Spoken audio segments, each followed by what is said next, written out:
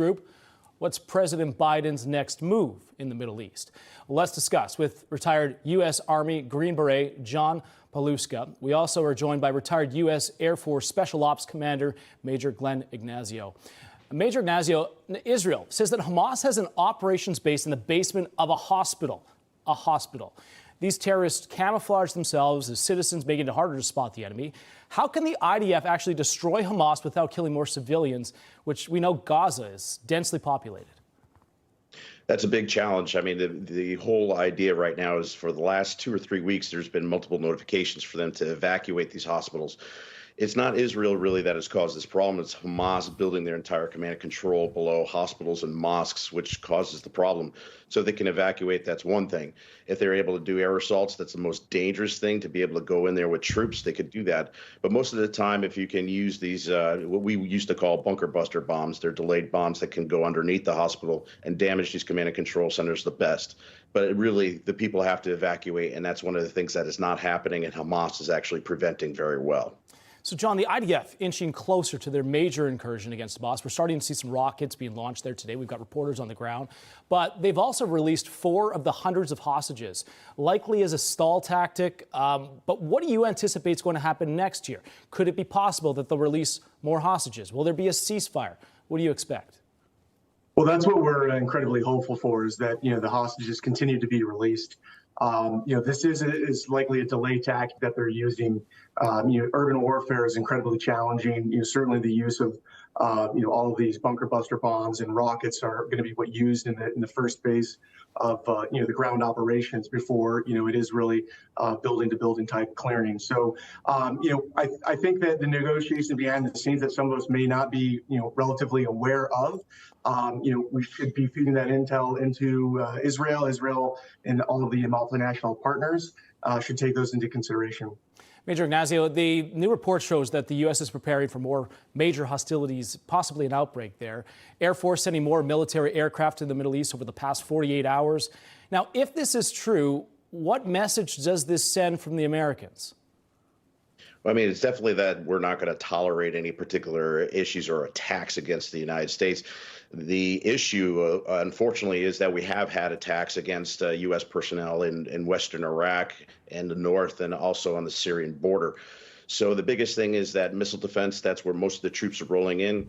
We have the Navy protecting and even shooting down the missiles that were launched from the Houthis.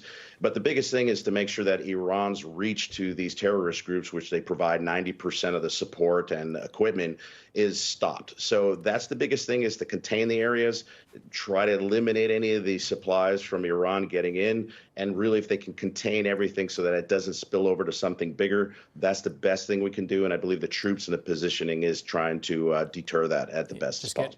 Yeah, exactly, getting ready. John, Hamas tunnel system, though, I want to focus on that. It's extensive.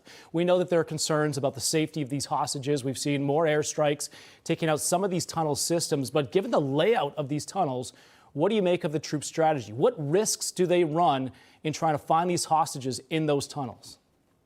Yeah, certainly, it's known that these tunnels have been booby-trapped. It's known that these tunnels have, led into multiple casualties if, they're not going down kind of the correct routes that have been planned. Tunnels is nothing new to, warfare. This has been used, all the way back in trench warfare before that. Certainly, we even saw this somewhat to a degree, limited use in Afghanistan and maybe a little bit in Iraq. The troops certainly must have their medevac plans, ready. And certainly, I think intelligence is what's going to be key here for all of them. Human intelligence is probably where they're going to be relying heavily most on. Anyone who's used these, navigation of these tunnels, and certainly any maps that they find along the way or any captors that they're able to interrogate and gain more intel. So, Major, there's been some reports out there that Israel's cutting off the internet service there, electricity to Gaza as well. Gaza and others are suggesting that this is a humanitarian crisis now because they're not getting that internet support. They're not getting electricity. But this is a war. Hamas committed war crimes, as we've seen so far. What do you make of this? Should they turn on some internet power there? Should they allow them some electricity based on the fallout of this war? Well, the challenge is when they do that. Well, first of all, disrupted communications is the best thing that it can do to stop Hamas from their coordinated attacks across Gaza. So that's number one. The second thing is that to give as much humanitarian aid from the south is the best. But the problem is you can already see the reports that Hamas is holding fuel and food for their own fighters.